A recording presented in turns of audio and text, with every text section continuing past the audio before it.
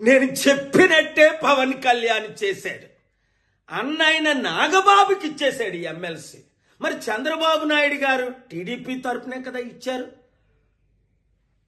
ఏం చెప్పారు వర్మకి పిఠాపురంలో?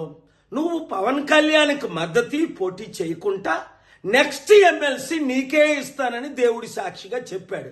ఆ వర్మేమో అమరావతిలో, విజయవాడలో పవన్ కళ్యాణ్ చుట్టూ, చంద్రబాబు చుట్టూ తిరుగుతున్నాడు. అయ్యా మీ మాట నిలబెట్టుకోండి అని. బుద్ధుందా వర్మ?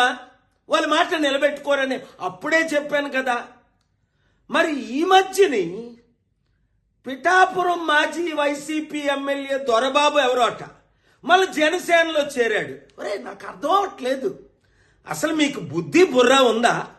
2008లో ఇదే పవన్ కళ్యాణ్ చిరంజీవి ప్రజారాజ్యం పార్టీ పెట్టి 100 కోట్లు 1000 కోట్లు కలెక్ట్ చేశారని మనం అందరం విన్నాం.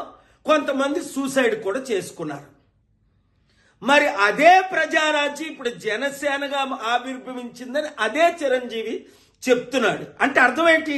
అదే పాలసీలతో వచ్చే ఎలక్షన్లో మరల మేము 100,000 కోట్లు కలెక్ట్ చేస్తాం, మా కుటుంబం మాత్రం ఎమ్మెల్సీ, మంత్రి, ముఖ్యమంత్రి పదవులు అనుభవిస్తాం.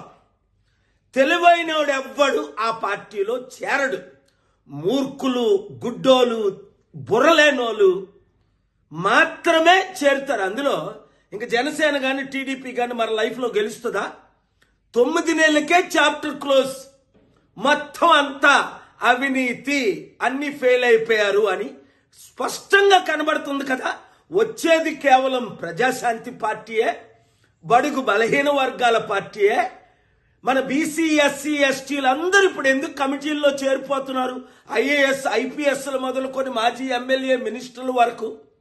మీరు కూడా ప్రజాశాంతి పార్టీలో చేరండి, ప్రజలకు సేవ చేయండి. కుటుంబ కుల పార్టీకి ఇప్పుడైనా గుడ్ బై చెప్పండి.